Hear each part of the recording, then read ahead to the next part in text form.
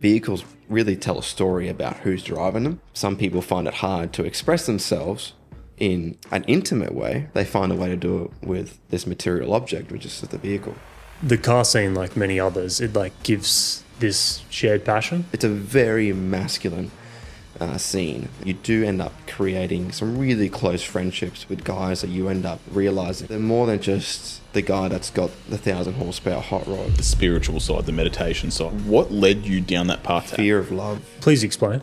To watch someone that you worshipped and loved wither away into nothing, you wouldn't wish it upon your worst enemy. Once he passed away, I just closed up in every way. What were the stepping stones into getting you moving? Having the internal balls to actually face these demons that you just created yourself. There's so many things that comes with being in the creative space. You would have had to go through so many hurdles. So much drawing was done for free.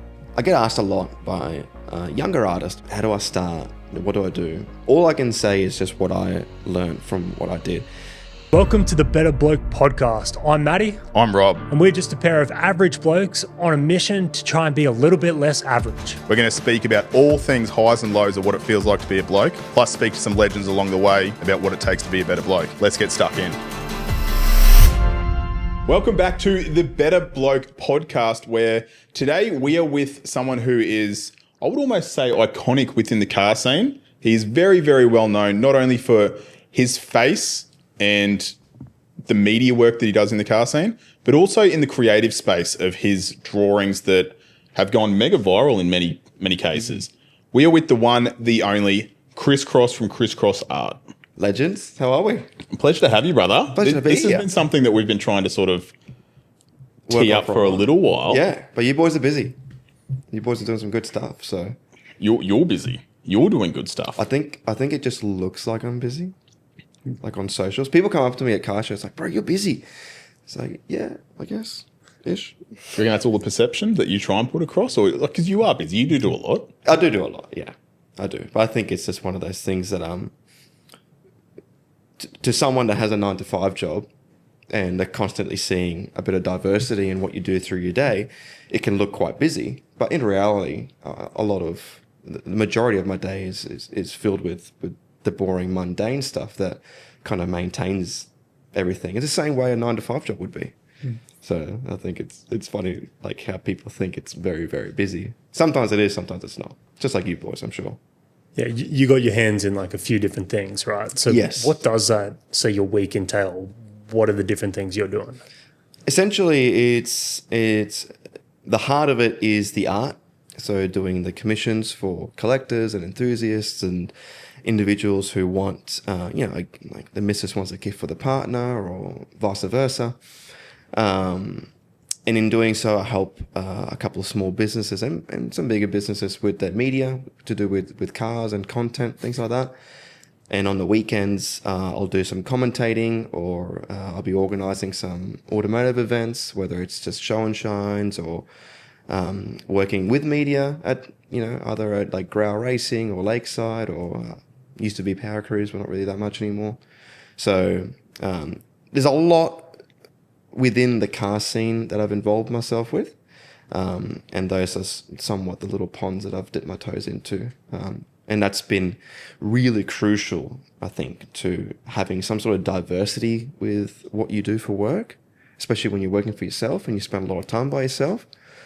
It's been crucial to maintaining a bit of momentum with what I'm doing, because I'm quite an extroverted person, and sitting in a studio all day by myself can be quite difficult. So having those little extra things to do, in the scene, at events and things like that has been very powerful to ensuring that, I just kind of keep a level head with everything.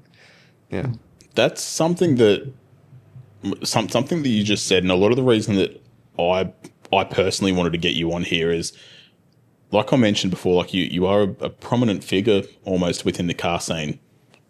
I would say Australia-wide, but you don't meet the stereotypes of a classic car guy. No, I wouldn't say so. From an outside perspective, I would say yes. Yes. But just from the conversations that we've had, like personally outside of the car scenes, you're so far from what I would have anticipated you to be. Yeah, I've had that. You and I have spoken about that before, and I've had that before. Often when I go to events, I'll find myself having a really deep conversation with like a guy, especially if he's, because in the car scene, it's a very masculine scene, and it's I love it because it's very simplistic as well. In the sense of like you're quite authentic. The egos are easily shunned out, and when you're there, you're there. I find you're very present, especially when you're at an event, at a car cruise, at a show, at a whatever it may be. When there's a high group of people who have a general collective interest, you're very present in that moment, and I love that about the car scene. But it's also one that's very it's difficult to kind of be an authentic individual, I guess. I mean, whether you're talking about your problems at home or at work, it's very much that typical, you'll be right, mate. Yeah. It's for the best. Just walk it off, mate. It's that. But sometimes you come across someone and, you like, how you doing, dude? Hey, you been? How's your car? Yeah, good. I'm doing all right, though. I'm like, and then you dig a little bit deeper and you find out that, that person's kind of struggling. So it's often, I find that in the car scene, it's easy to have a really deep conversation with guys because I don't think they have a lot of that, And I think that's where I've kind of, like you said, been a bit different within that kind of spectrum. It's not just a black and white masculinity. There's a bit of diversity, I guess, with how I approach people in that scene. So the car scene, like many others, it like gives this shared passion that people, it's an icebreaker in a sense, which Big is time. much the same as other things. You've been pretty involved in like creating actual car events, especially over the last few years, getting scenes together and building community essentially. How have you seen the communities built and the friendships made and that shared passion sort of allow that conversation you're talking about to open up? Have you seen that happen outside of yourself? Yeah, definitely. Yeah. There's a lot of really good events happening around. Like my events are very small in comparison to what other people are doing. And the big events that myself and a friend of mine, Arash, that we have collaborated with have been very stressful. But I find that in that car scene, you do end up creating some really close friendships with guys that you end up realizing they're more than just that. They're more than just the guy that's got the 1,000 horsepower hot rod. They're more than just the guy that, keeps buying and selling cars. Like, he's a very intimate father. He's a very intelligent business owner. He's a very, even she's a very dedicated worker and dedicated mother. And, there's a lot that comes out from this. And I think just like in any community, whether it's cars, whether it's boxing, whether it's cycling, whatever it may be, whether there's a certain community, you'll find certain gems of people who are really, really good to be a part of. And being a part of that and creating these events has allowed really good conversations with people, and I think that's a really powerful thing. I think that's one of my favorite things with speaking to anyone and everyone at these events is everyone will so often take what it is on face value. They won't actually find out the story behind someone or like how someone got that car or like, because even It's a very reactive sense, But like, and I think this is where like your commentary of like the events that you do and just like you watch how you interview people at these events or you speak about cars and you have a very different approach than I would say what's normal, as to most people just walk around a car and they'll talk about, the features of the car, where you sort of, it's like a story that you're telling with it. And yeah, well, a lot of it's got to, I think materialism is it's a deep hole that we all fall into, even myself. But in the sense of the car scene or in the sense of the automotive world, when you go to certain events and you don't get me wrong, you'll see a lot of people that can afford a very expensive, finished, ready to go supercar or rare car, and that's it. But then you speak to you speak to John, who's got an old, GMC pickup truck, and they think he's had this for 25 years, and it's got an LS, and it's bagged, and it's it's got these random stickers, and it's got a weird shifter, and like that's taken him years to develop. And I think there's sometimes these vehicles become a representation of the individual. The vehicles really tell a story about who's driving them, unless he's just sold it and someone else has bought it. But if it's someone that's really passionate about what they've done, whether it's worth a lot, whether it's worth nothing, I think it tells a big story about the individual. And that's why sometimes I find it really interesting to talk to guys with cars that aren't necessarily the most expensive or the most well built, but they have a lot of character. And I think that's when some people find it hard to express themselves in an intimate way or in an emotional way in a public scene. They find a way to do it with this material object, which is the vehicle.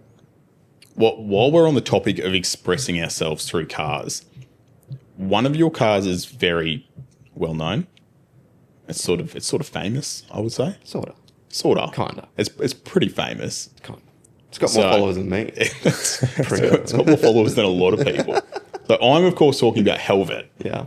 So I want to find out, because as many people are going to learn through this chat, you are a creative person. Like that is your profession. It's your passion. It's your purpose. It's everything. I want to find out why you built Helvet, how you built it, because it is very different. It draws a lot of attention from like not only like guys our age, guys older, but like I've taken like the kids to the markets when you've had it out, and like the kids just rush to it and they're like, oh, like they lose their marbles over it. Yeah. Like what's your, how did you get it to where you're at now? Because obviously what it is has been in your mind. How do you get it to that point? Yeah. Like it's a representation of you essentially. It is now. But it's so different. It is now, 100%. It's I got it because I swapped an old 65 Mustang Coupe that I had, and I swapped it for that. And always liked the Mustangs and Corvettes because Dad always had Mustangs and Corvettes. And I've had that car for like over 10 years now. And it's gone through like little stages of increments of modifications and changes. And now, like you said, it's quite easily to spot because it's this black and grey or black and yellow, whichever way you want to look at it. One side's this metallic grey and the other side's this bright yellow. And I think a lot of people ask me why that concept came to be. And I struggled to kind of be honest because, sometimes you do things subconsciously without really knowing why you did them, but there's a purpose behind why it was done. And sometimes people will ask you a question, oh, why'd you do that? It's like, I actually don't fucking know. And at the start, it was like just more of a creative thing. Like I designed it on the computer, and then I did a drawing of it, and I was trying to decide what color I was going to go. And then I did a gray, yellow, red, and all of a sudden I just did a split down the middle. And I was like, I wonder which color would look cool. And then I just left it. And I was like, oh, that looks really cool. And then I came to realize it was more of a representation of, like I said, it's an extension of my ego, an extension of myself.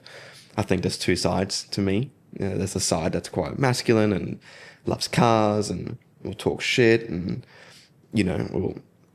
has the tattoos and goes to gym and likes to do burnouts. And then there's the other side to me that's, a bit feminine, creative, emotional, would have a good conversation, will meditate, will do journaling and all this other shit, So I think that car is, like I said, it's like this extension of yourself in a materialistic way.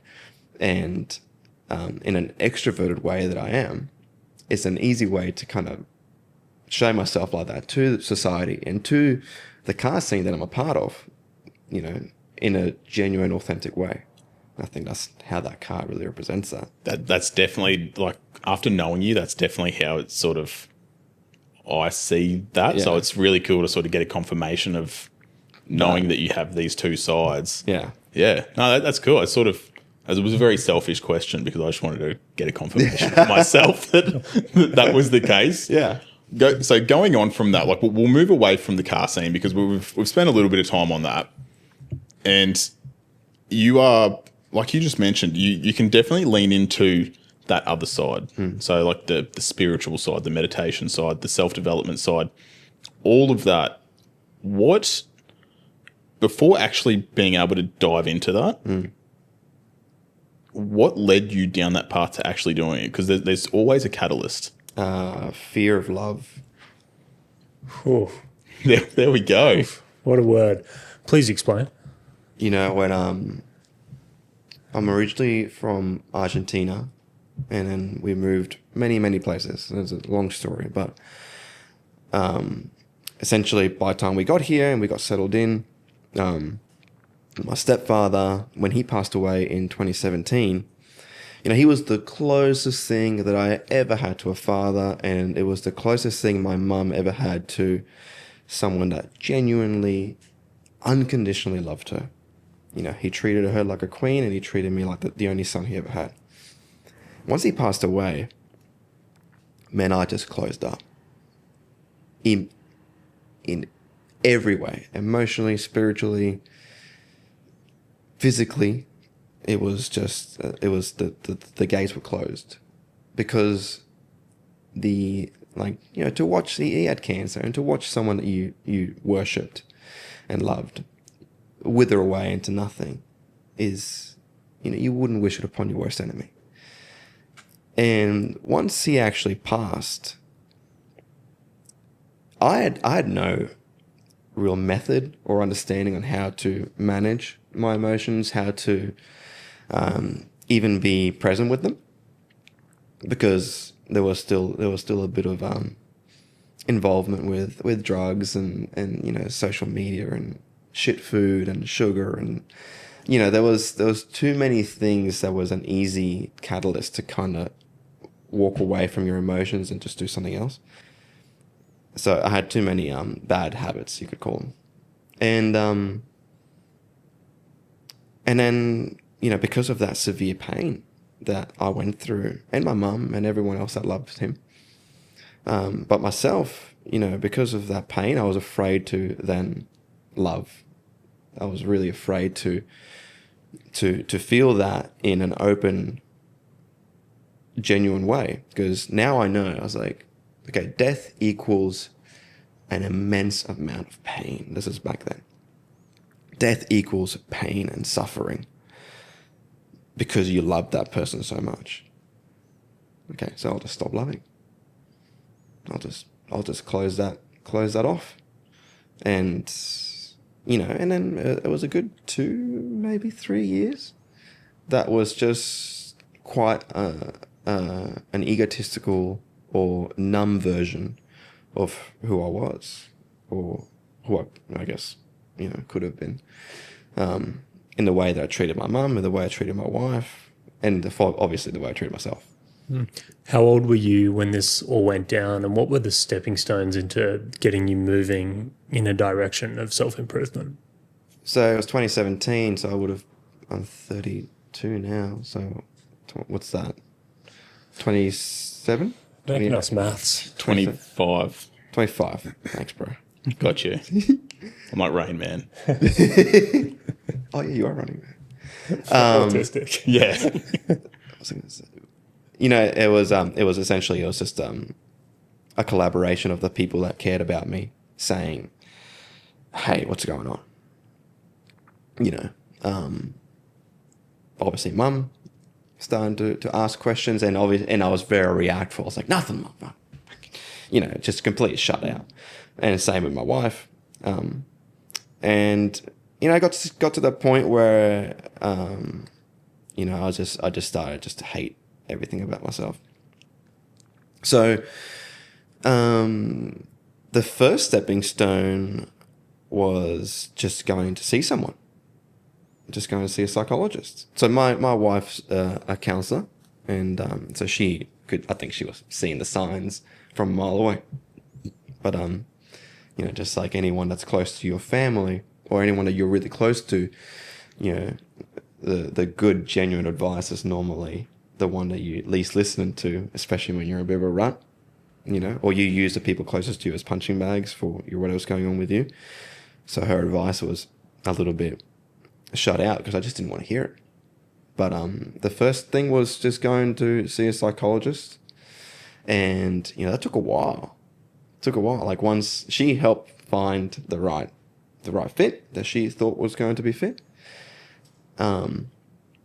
It took like 5 months before I booked in about 4 times, and then it's just backed out. And it wasn't because I knew it wasn't because I thought she was wrong or he was going to be inconvenient. It was because I knew that if the second I got on that chair, I would have to talk about the things I've been not talking about for years now. So the first stepping stone was simply just having the internal balls to actually face these demons that you just created yourself. You know, you just created these demons within yourself and you let them take over. And, you know, it's easy. You can live with your demons, but once you let them take over, that's where it's really difficult to kind of, you know, take charge and get your hand back on the wheel. Did you feel that during the time before you went, it was something that you could maybe keep yourself busy, keep moving forward? Because if you're always sort of metaphorically running away from them, or you're doing the next thing, or you're doing something bigger, you don't have to admit that they're there. Yeah. And then the minute anything happens that stops you doing that, they're kind of tapping you on the shoulder. Yeah, I was constantly keeping myself distracted. Yeah, distracted, or constantly doing something that would prevent me from having the time to think too deeply. So that was, yeah, definitely, bro, 100%. I kept myself busy also in doing bad habits. You know, I kept myself busy with just numbing myself. You know, whether it was with you know, I smoked a lot of weed back then. That was my thing, just to kind of, it was you know, the drugs, shit food, and porn. You know, I guess, like, you know, those are kind of if it's alcohol as well, but I didn't drink that much. But it was those 3 things that were the bad habits that allowed that little bit of happiness and joy in your day in amongst everything else, and then you could kind of numb out. And it was like almost fake happiness, wasn't it? Now that you sort of look back and...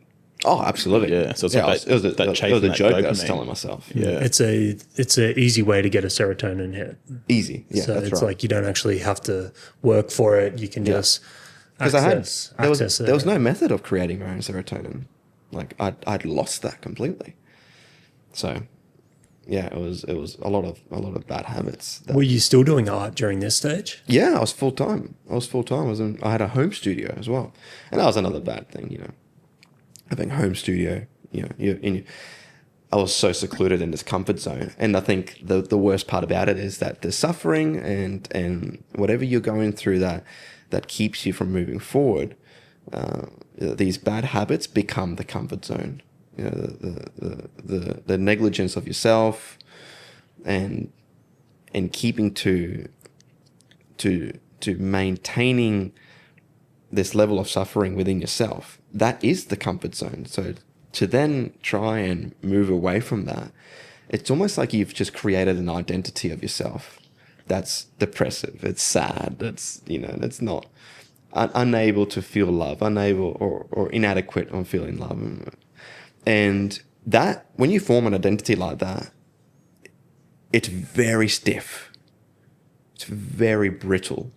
So to try and break out of that, it can be very difficult. You know, it was for myself, but I'm sure for others, to try and break out of an identity that you create yourself. And like, you know, like if you're a vegan and then all of a sudden, you know, everything runs out and you have to eat meat. It's like, oh, you have an identity crisis because all of a sudden you got to survive to eat something. But if you can be more flexible and more flowing, obviously your identity doesn't have to be that one thing.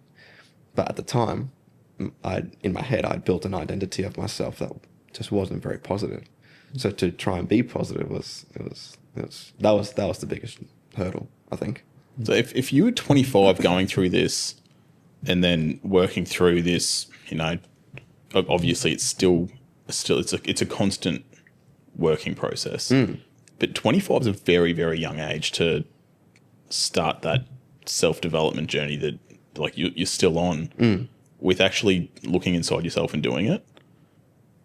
Is there like, obviously you got the push from others that love and care about you to be able to do that, but you had to yourself actually pull the trigger on doing it. It's always yourself. Yeah. It's like with anything, whether it's a positive or negative thing. You can get obviously peer pressure and doing general things, but whenever it's a significant change within yourself that you want to make or have to make, it's always your choice. Is it now a habit of you caring for yourself and loving yourself and all that sort of thing? Yeah. It was a series of very small changes throughout the years, very small habits, introducing little things, and staying. There's a PT on Instagram for Grace, I think it's Mitch, and consistently average is a very powerful thing. So fair. Despite what you might think, you're not going to go to one therapy session and be fixed. No, I did therapy for 5 years. Yeah. So what was a series of incremental changes and steps, and how did you see yourself changing over time? Yeah. Because that's what I think a lot of people are going to have struggles with. They're like, how do I get to my happy place in 2 months? One of the things that I was finding was the thing that I was enjoying the most when I was either under some sort of substance was food. And I mean shit food. So high sugar, high sodium, high salt, Macca's. Pretty much ticks the box for that. KFC and things like that. High oil, enormous mouth pleasure. You know, it ticks every box. So then literally one night, my wife and I were watching telly, and we decide, and we're watching this documentary, and I'm like, let's go vegan. And it wasn't because of the animals, wasn't because of the diet, because it's better or worse, doesn't matter. It wasn't that. It was for my wife. It was for my wife. It was more about the diet and the animals, because she could think a lot clearer. For me, it was a way to stop the urge or the ability of going to Macca's. You can't go to Macca's when you're vegan. It's just, there's nothing there to eat apart from oily chips, and the chips aren't really any good without the burger. So the first thing to do was the diet. The first thing was obviously going to see someone. And the second thing, as far as habit went, was changing the diet. And changing the diet set parameters. It set limitations. It was all of a sudden I knew what I could eat and what I shouldn't eat, because this is now something that I'm going to stick to. So once I changed that diet, that was the start of everything else. Because once I changed the diet and I stuck to it, I knew that I could change a habit. I knew that there was an ability and a capacity to actually change something fundamental about myself that has been the same way for decades. And all of a sudden, that can show a genuine improvement without any other external influence. And that was the catalyst to actually beginning the incremental changes. So once it was diet, then it was exercise, and it was, the time I went to sleep, and then all of a sudden it changed to like morning routines and so on and so on and so on. You can relate to that, eh? Oh, I really can. That's why I'm just sort of sitting here in silence, just like, it's like everyone that we speak to, I draw so much comparisons from. Well, like we've had so many conversations, you and I, like in person, about like our similarities, and even where like I may not fit this mold for everyone, or like this, or everyone's got like this stereotype that they're like, yeah, that like this is Rob. Yeah. And then like we've had this chat, and you're just like, that's not you at all, is it? And I was like, nope.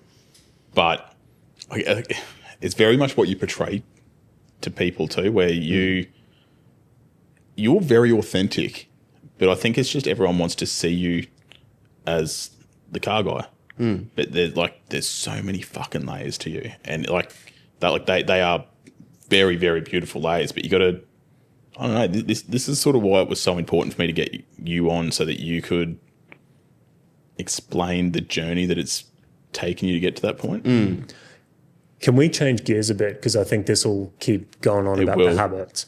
But you're a creative person, and I'm a filmmaker originally. That's what I did. So I think we went through. Your films are amazing. Went Dude, through your short film, the one you posted up from when you went to Egypt.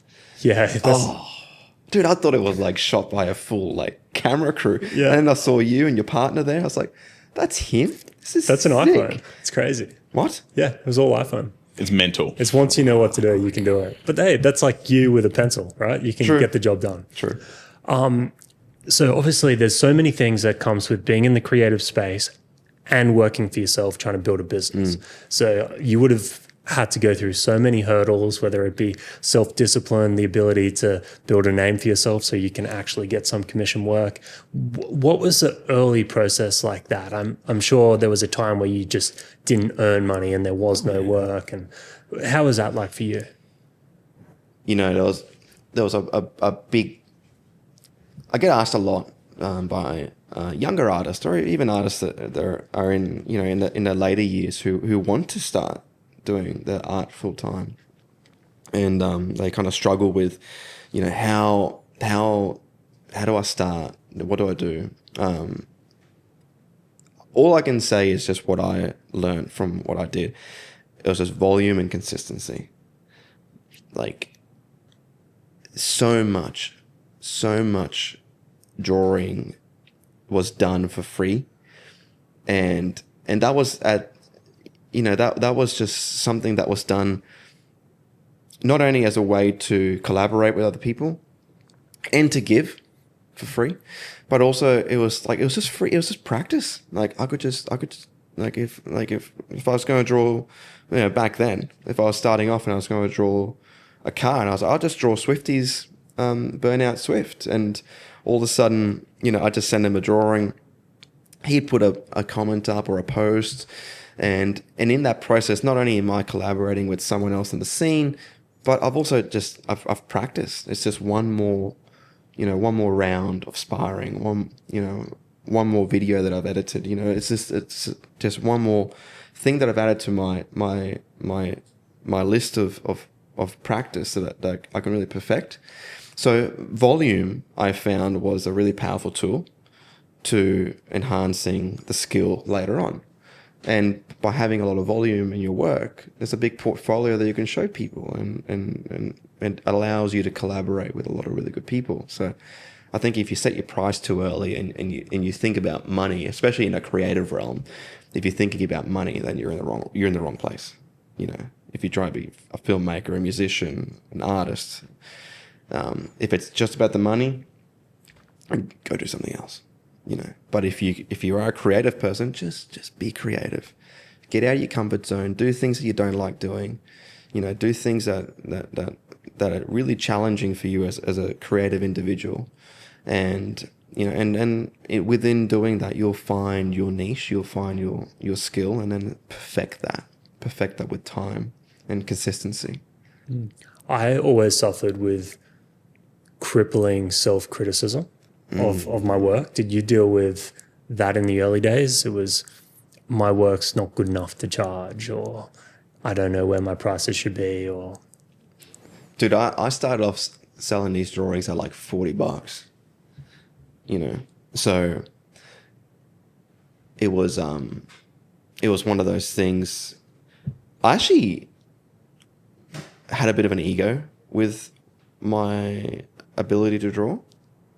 Like since I was in high school. So, some people are like that. They're Yeah. like, oh, I'm pretty good. Yeah. Like I can say it now, but looking back, they were pretty shit. But like even in school, I was that kid that drew the cars. Like if you go back to my math books and English books, there's no math, man. There's just like little S15s and Dodge Chargers doing burnouts all along the edges and shit, So I think that was always part of this identity of mine. And I took criticism pretty hard back then because I was just a reactful little dickhead. But nonetheless, my momentum just came from just keep doing, just keep drawing, irrelevant of the mistakes or the criticism that I was making. But it wasn't my self-criticism that hit me, it was external criticism. So when others would say, oh, that's shit, or oh, you've traced that, and it's like, how did I trace that? The wheel's like completely fucked up. Like, it's not traced. There was the external criticism was a thing that back then was my biggest enemy. When other people would say negative things, I didn't know how to handle that. I didn't, because I wasn't really authentic to myself. I'm still finding myself. So when you don't really know who you are yet and you're getting criticism, you're like, oh, you're very reactful, I think. Do you look back on like your older work that you may have had the ego with, and you now look at what you can do and be like, maybe the criticism was... Oh, yeah. Yeah? Yeah. It was very well deserved. I would have, I'd sometimes have, like I'd do like a drawing for like $40 and I'd send it to a client, and then they would complain. There's many drawings that I've stuffed up, even for clients, and they would complain. I'd be like, the color's wrong, or you've left lines, or the thing's messy, and in my head I was like, this is perfect, like this is my piece, bro. How can you not like this? And I would easily, if I look back now, because I remember every single one that I've done wrong, because they stick with you. Easily, I can justify everything they said, because there were many mistakes. But like I said, the ego was big then, and I just, like I said, it wasn't really about believing myself or anything like that. It was just I just had an identity of like, I was going to be the guy that drew cars. So whether you like it or not, this is how I draw, and this is how you're getting it. And that was a bit selfish now, especially now that people are paying for them. So, is that something you always knew you'd do? Like you said, you did it, like your math books and all that in school was all car related drawing. So you've obviously got a genuine passion for doing it. Did you know that you were going to make an occupation out of this? Since high school, the first time I ever watched, it was on Discovery Channel. It's called Overhauling. That's what's on your arm. Yeah, little Chip Foose tattoo. The second I saw Chip Foose, I was like, there's a guy with his own TV show drawing cars for a living. Done. I'm doing that. That's it. Like that seed was planted, and it was like a fucking palm tree, man. It just, the roots went everywhere and it sprung up. And, that's kind of been the direction that I've taken since then. And now it's working on diversity now. I think there's more to what I can offer the world than just doing drawings of cars. Cause you do like, your studio does a lot more than just car drawings. Yeah. Well, now I'm actually just trying to ease my way out of the mass commissions of car drawings, and I want to do these big paintings now. I want to do these big murals of women and femininity and all that sort of stuff. So I think that's the beauty about anything that you do. I think diversity is important, especially in the creative realm. Being able to be diverse and change your identity, but keep your harnessed skill is very, very important, very powerful. Outside of the skills of the actual drawing, right? You're running a business and you're working for yourself. So how has the self-development process sort of had to work in with that? Like we speak on habits, we speak on discipline. That's something that is required. Massive. More so if you just have to rock up at 9 o'clock and go to work, it's different to what you're doing. And it does take some work on yourself. Yeah, I was really bad at like doing it to begin with. It was like, I went like 2 or 3 years without doing my taxes. Right at the start. And dude, I was like losing sleep. I was stressed out. I didn't know what I was doing. I was being creative. I was selling my stuff, and as far as the business side of it, you know what it came down to do? It just came down to the fact of just reaching out and talking to someone about business. So I reached out to a mate of mine at Connor, and I was like, dude, I don't know what the fuck I'm doing here. Like, taxes are late. What the hell is BAS? You know, do I need another account? Like, what do I write off? Can I write things off? And it was just like your mental health, or like whether it's your fitness, whether it's a business. If you reach out just to someone that is an expert or talented in that field, or collaborate with them, and that just means you might have to spend a bit of money, you know, to have them involved, then that is no longer a weight on your shoulders, and you can go back to doing what you're good at. You know, I think it's the when you're doing a business, it's important. If you struggle with something, you don't have to know everything about running a business, but it is important to open yourself up to allowing others in, to help with the media, to help with the accounting, you know, to help with the marketing, whatever it is that you're doing, with the production or with the creating, whatever it is. You know, if you have a certain skill set, work on that, and then find others to help you helping maintain that. And I think that was where, you know, the business side of things flourished, was just getting the right people involved, and, you know, having that now not something that I have to worry about. Everything's done right now. Had to pay a bunch of back taxes, but it felt good because I was like, I had to pay it off. But it felt good because I'm like, okay, now I know. Now that's done. Everything's right. No one's going to check up on me. Everything's good. And once that weight was lifted off my shoulders, again, I was like this little habit, you know, because I was very self-destructive. So not doing these things was self-destructive, I think. So once allowing the habit of doing things the right way now with the business, allowed the creativity to begin to flourish and be more authentic. And it was really good. With you going to like a separate office, you mentioned before that you used to have like a home office, and that's where you used to have all your work happened. Did you find it was hard to have a disconnect between work and life? Yes. How much easier is it now that you've got that separation? Tenfold. Yeah. Like, has that been a massive reason as to why you think that not just the studio you're in now, because you've had multiple studios that you've sort of worked up towards where you are, do you think that sort of catapulted you or changed your trajectory? It changed everything. Yeah. It changed the personal perspective. It changed the relationship between my wife and I. And it changed incredibly the quality that I was offering people. Because when you're, like, this is me. There's a lot of people that can work from home and they're fine and they love it. But getting away from home was just this getting away from my comfort zone. And then being able to then, you know, by having a studio, now there is a financial dependency that I have to provide for. And then now there's a place that I get to rock up to.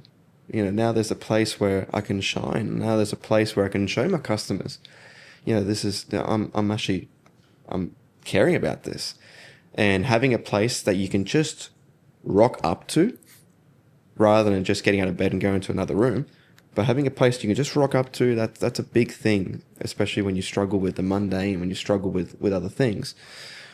You know, just contributing to the muse of the creativity and just being able to be at a place that you know is dependent on your success is very powerful. So definitely getting out of home and just putting a little bit of financial sacrifice to having a studio, you know, whether the money's coming in or not. It was really powerful for the motivation, really powerful to disattach what home was and what work is. Because even though this is a passionate thing that was a hobby and it's now a job, it's still a job.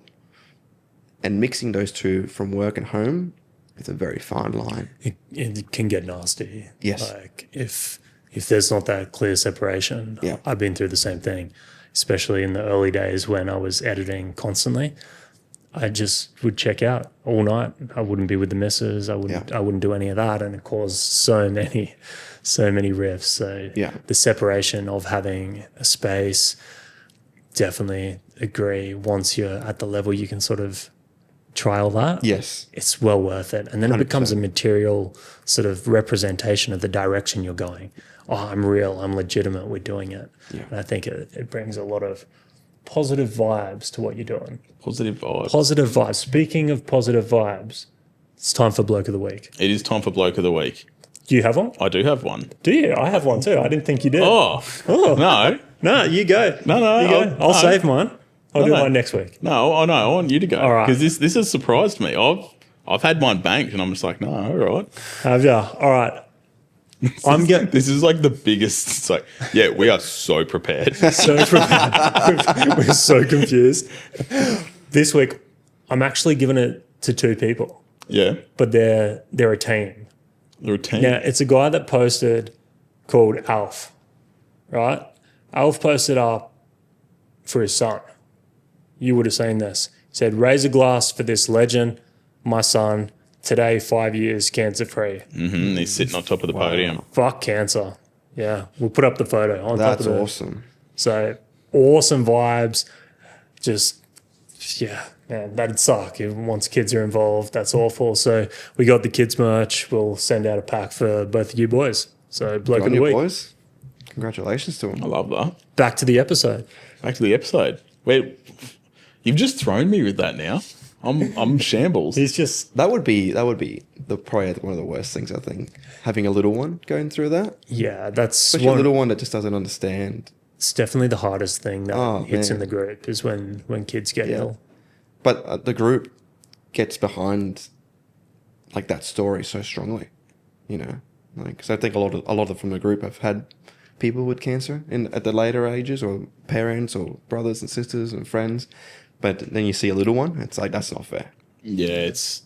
I don't know. not- Kids fuck me thinking about that. Like, Yeah, I don't like it. It's not your good. the episode that you guys did about the kids, that was awesome. You like that one? That was excellent. Yeah, Like some of the best feedback that we get is about our discussions with kids. yeah. It's. I don't know. I feel like there's just such an unknown and so many parents, because it's not just men, so it's not just fathers, but there's so much doubt in yourself when you're a parent that like you just all you want is that little bit of like affirmation that you're doing good. And if like myself, if I can say like, fuck, I struggle with this as a parent, or I'm doing this, or even like just saying that you have that doubt as a parent and you know yourself that you're doing everything you need to do. I know if I've got a platform to be able to say that and a few people can hear it, Yeah. I'd be fucking dumb and selfish to not do it if it's Yeah. going to help a few people. Yeah. It was just it was awesome to hear, like, 'cause you guys on the polar opposite perspectives. But I was on your perspective for a long time. You know, but now I'm ready to have a family now. But again, because I personally, Well, I've put it out there into the ether now. Yeah. I've said that I'm not Yeah. doing it. So if I have kids and they watch it, I'm sorry. stay the fuck away. But my perspective came from the fear of love, and that's why I didn't want to have kids. But now it's very different. That's why I liked that episode too, because it wasn't even a debate, because we're not trying to No, say didn't deserve it to be a wasn't a debate. debate. It's just good conversation about the pros and cons Yeah. of whether it's right for you. Yeah. Which, And my wife and I have been together since it's like 17 years now, and it's only now that we're thinking we're actually seriously talking about it. So Keep practicing. always Yeah. have to You got to practice. got to practice, man. Practice makes perfect. That's it. Perfect practice makes perfect. If you practice wrong, it's going to be wrong.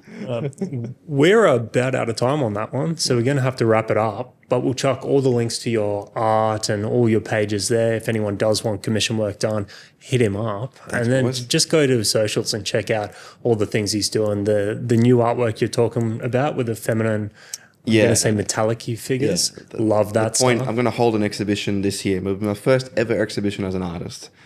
So I'm hoping to do that this year at some point. When you do that, like, we'll get right around you with that and try and get boys. as many people. I'll let you know when it's ready and give you an exclusive invite. Exclusive invite. Exclusive invite. Oh, big dog things. Might have to do a bloke painting then. I mean, you could do a bloke painting still showing the femininity of a bloke. True. Because that is a very, very important thing. Sure, that's a good point. There you go, see?